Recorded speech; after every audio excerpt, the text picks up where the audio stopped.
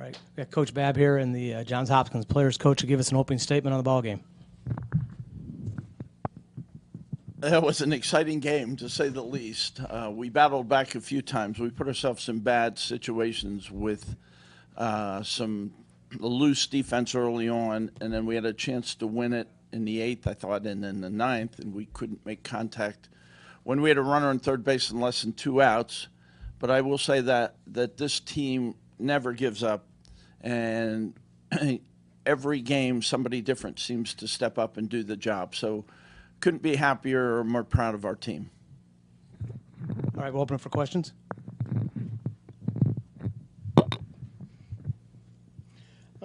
So, Tim, what were you trying to do at the plate at that final at-bat? So, I mean, I was really just sitting there thinking hard, low, line drive. I'd kind of been all around the ball all day, never really squared one up. I hit a few balls hard, but, never got that line drive. On the first pitch of that at-bat, we stole, so I just straight took and used that to really see the ball, and then, fouled one off, and then the next one, I think, the previous pitches gave me the chance to just be on time, be ready to – all I was thinking was hit it hard, and, good things will happen. James, on your home run, your team has booted the ball around a little bit, and they're down a little bit. Talk about when you got back in the dugout, what kind of atmosphere had come back after your home run over the left field fence? It was exciting. We've had this slogan all year. We say, "I think we ain't done yet." I kind of implemented it with the guys. Where basically, like, through the conference tournament, through the regional, through the super regional, and into this game, we just never think we're out of a game. We never think we're done, and the team showed it today. Coach, you had Bunting slotted in the DH spot, and the first time he comes up, all of a sudden there's a substitution. What did you see in A.J. King to make that move?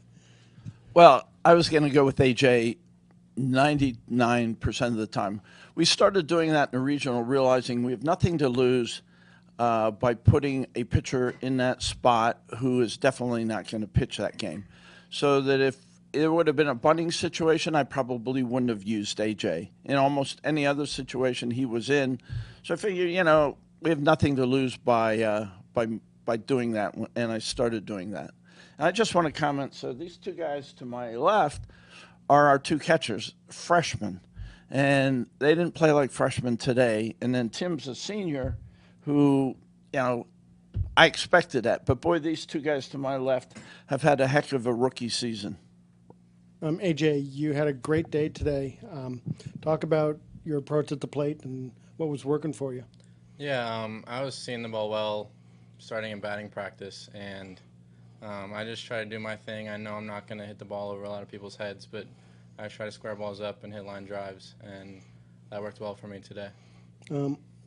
During that inning, what is it? It was the 5th, when all the errors. What was sort of the mood in the dugout? We were definitely down a little bit, but we knew we could come back. We definitely have the lineup to be able to come back from any situation we put ourselves in, and we showed that today. We gave them a lot of chances to win the game, and they gave us a lot of chances to win the game, but ultimately came out on top. This organized. Bob, your pitcher had 152 pitches. That's not orthodox. What?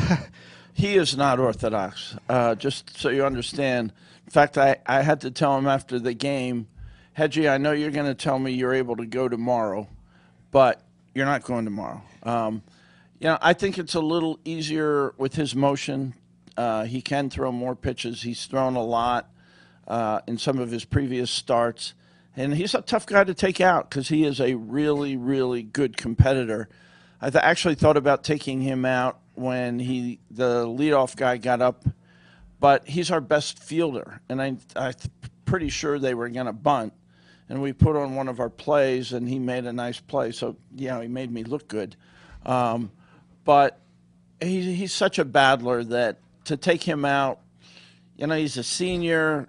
He wanted to be there in the big moment, and he really came through for us.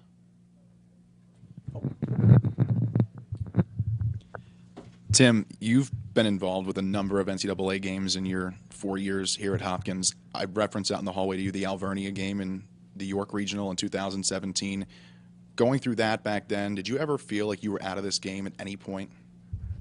Honestly, just the whole game, I had this feeling that, being in that spot, beating Alvernia, coming back from 6 runs 2 years ago, just having this feeling that we're always in it. And I think going into the dugout in the bottom of the 10th, the thing I was saying to everybody was, you got to believe. I didn't even realize that, like, my spot in the lineup could have been up in the spot where, I could score those last 2 runs. But I was just in the dugout, and, the thing about this team is we're never really thinking that we're out of a game. The great thing about baseball is, we didn't play early. We didn't play well early on. We made a lot of mistakes in the field, didn't get guys in. But the great thing is we always have the chance to pick ourselves up and pick each other up. And I think just keeping that in the back of our heads, helped keep the positive attitude that, let us come away with a win today.